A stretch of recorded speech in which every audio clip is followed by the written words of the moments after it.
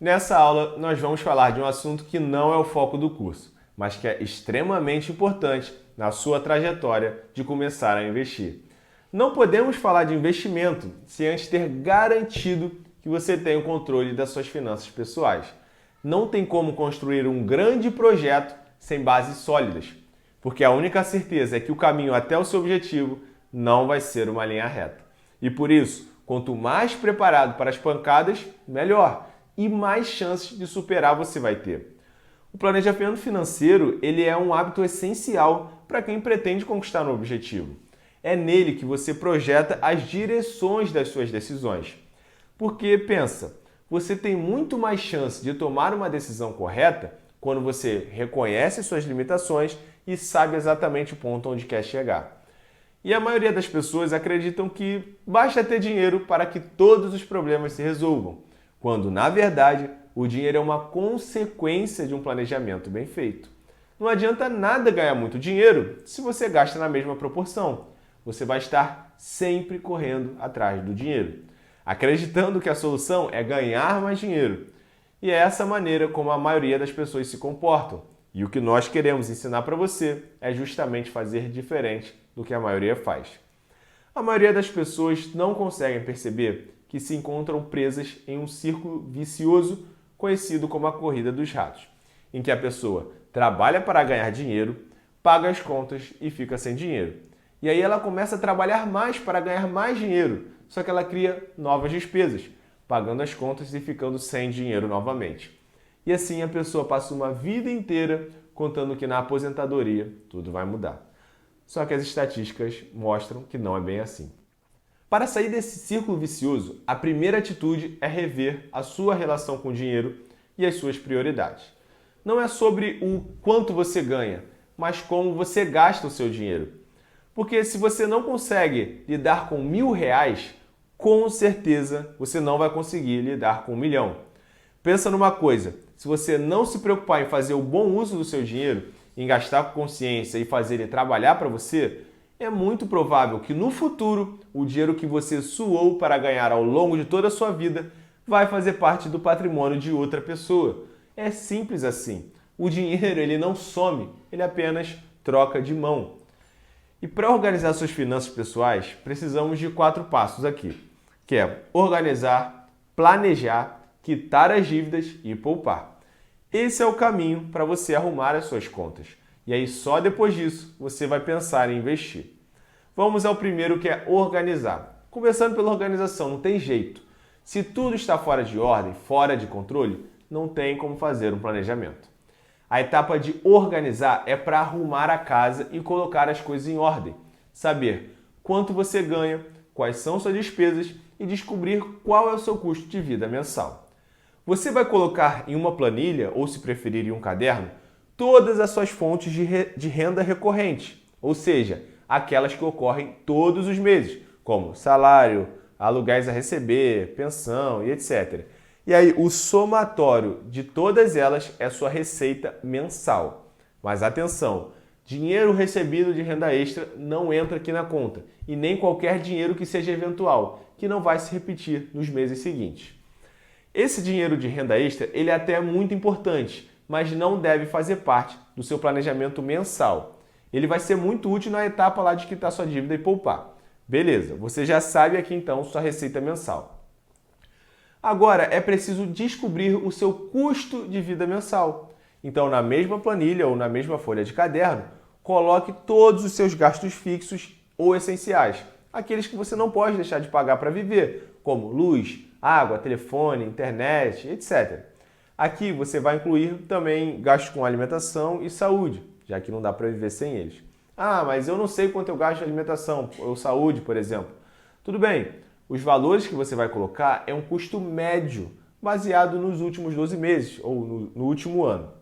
E aí o somatório de todos esses gastos é o seu custo de vida mensal. Essa é a quantia mínima que você precisa para poder viver. Essa é a informação essencial na primeira etapa. Então vamos agora para a segunda.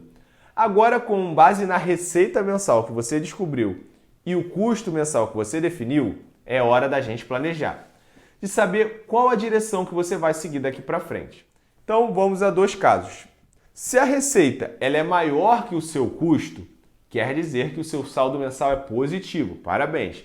E pode ser que então apenas um planejamento financeiro seja o suficiente para você poder prosperar. Desde então que os seus gastos supérfluos não sejam exagerados. Mas o trabalho não acaba aqui. Você ainda precisa poupar uma parte disso que sobrou, senão não adianta nada. Agora, se suas receitas forem menores ou muito próximas do seu custo de vida mensal, aí não tem jeito. Você vai ter que buscar alternativas. Basicamente, existem duas opções: ou aumentar a receita ou diminuir a despesa. Simples assim. O ideal mesmo é você fazer os dois, porque quanto maior a diferença entre a receita e a despesa, mais a folga você vai ter no seu orçamento. Se você achar que aumentar as receitas é a solução, pode tentar conseguir uma renda extra, como vender um produto pela internet, vender doces, salgados, dar uma aula de algo que você saiba, ser motorista de aplicativo. Enfim, existem diversas formas de se conseguir renda extra. A outra forma de aumentar a sua receita é você estudar e se qualificar para buscar salários maiores. Esse é o caminho mais demorado e mais trabalhoso, mas uma vez conquistado, ele se torna recorrente. E convenhamos, com a internet o que não falta é conteúdos e livros disponíveis gratuitamente ou até mesmo cursos de especializações com valores muito acessíveis. Já a opção de reduzir gastos dói um pouco mais, é mais dolorido, porque você precisa abrir mão de algumas coisas e entender as suas prioridades e principalmente mudar alguns hábitos. Pensa bem, não tem como obter um resultado diferente fazendo tudo do mesmo jeito de sempre. Você vai ter que sair da sua zona de conforto. Mas pensa que você está abrindo mão de algumas coisas no presente para usufruir de algo muito maior no futuro. Veja onde é possível economizar. Procure principalmente os seus custos maiores. Vê se dá para reduzir um pouco. É engraçado como às vezes a gente acha que não consegue viver sem uma coisa, mas na verdade consegue. O nosso cérebro é bombardeado por propagandas diariamente, dizendo que você precisa daquele produto e que sem ele você não está completo. E a nossa mente absorve isso. Quer ver um exemplo? Se você tiver TV a cabo na sua casa, pensa aí em quantos canais você realmente assiste. Eu já fiz esse exercício lá em casa. É assustador. Eu fui contar e vi que só havia 5 canais. E eu tinha o pacote completo. Resumindo, eu cortei o pacote pela metade e não fez falta nenhuma. Pensa nisso, pensa nessas coisas, mas seja sincero com você mesmo. Para você mudar a sua mentalidade, a condição mínima é não mentir para você mesmo. Pensa aí no seu pacote de celular, na quantidade de sapatos que você tem no guarda-roupa e por aí vai. Nesse momento, não existem regras de economia. Depende do que você entende como essencial para a sua vida. Isso é muito pessoal. Por exemplo, para alguns, cortar o cafezinho não é um problema. Para outros, assim como eu, é impossível. Isso vai afetar na minha qualidade de vida. O que vale aqui é refletir sobre o que pode ser cortado e o que não pode. E não precisa radicalizar, porque se o sacrifício for muito exagerado, você não vai conseguir sustentar isso por muito tempo e vai desistir. Eu vou deixar aqui algumas dicas para você aplicar na sua rotina. Primeiro, aprenda a comparar preços. Na maioria das vezes, quase 100%, compensa muito mais comprar pela internet, mesmo que demore um pouco mais para chegar. 2. Repense nas suas listas de desejo. Faça 2 perguntas. Eu preciso disso? Se sim, eu preciso disso agora. E terceiro, defina metas claras para economizar. Estabeleça as metas concretas. Por exemplo, eu quero comprar um carro. A materialização dessa meta aqui, vai te ajudar a ter mais foco e correr atrás do seu objetivo, assim tendo mais disciplina para chegar até lá. E na minha opinião, a última e mais efetiva é: pague-se primeiro.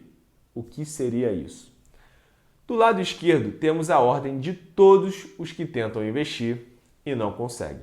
Então eles recebem o salário, pagam as contas, gastam e se sobrar, ele vai lá e investe. Onde está o problema aqui? É que se o dinheiro que está ali sobrando, sempre vai aparecer alguma coisa para você fazer.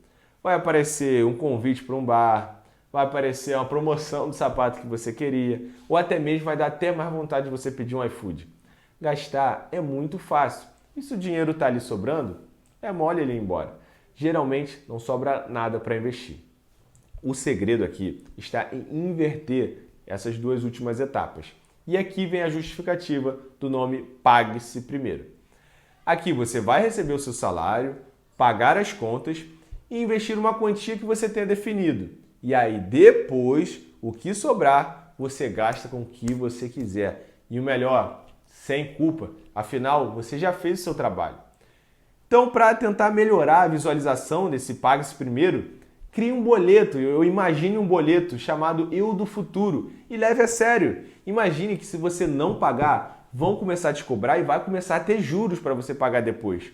Acredite, não pagar esse boleto é um preço muito caro, mas que muitas das vezes a gente não realiza esse custo. Triste é a realidade de pessoas que não se pagaram primeiro ao longo da vida e hoje dependem de caridade, de ajuda de parentes ou até mesmo de empréstimo, como vimos no gráfico da situação dos aposentados. Perfeito? Então vamos agora para as dívidas. Depois que as suas contas já estiverem em ordem, o passo seguinte é acabar com as dívidas. Nada consome mais o seu dinheiro do que as dívidas. Já te adianto que é perda de tempo pular as etapas e começar a investir tendo dívidas a pagar. Sabe por quê? Porque você não vai conseguir um investimento que te pague mais do que os juros da sua dívida. Fuja dos juros, porque elas são o grande ladrão do seu dinheiro. Com tantas opções de créditos e financiamento, é muito tentador a chance de realizar precocemente algum dos nossos futuros sonhos. Só que isso pode te levar a cair em uma armadilha e acabar pagando um preço muito maior. O foco aqui é quitar as dívidas o quanto antes. Nada de pagar o valor mínimo do cartão de crédito, usar cheque especial ou pegar empréstimo no banco. Só quem está ganhando é o banco. Pensa assim, se fosse ruim para o banco, ele não te prestava.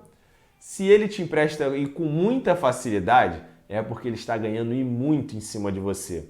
Nós vamos mostrar para você, lá na aula sobre ações, que é muito vantajoso ser sócio de um banco e participar dos lucros dele, do que ficar dando dinheiro através de empréstimos. E agora, o próximo e último passo antes de investir é poupar. Poupar é um hábito e é um princípio básico que te permite ser bem-sucedido com qualquer quantia de dinheiro. E esse é um hábito comum a todos os investidores de sucesso. Para quem ainda não consegue poupar, pode parecer tortura pensar nisso, eu sei. Mas depois que você cria o hábito, passa a ser tão natural que quando você vai em uma loja, por exemplo, você não tem nem mais aquela mesma vontade de querer consumir o que você consumia antes.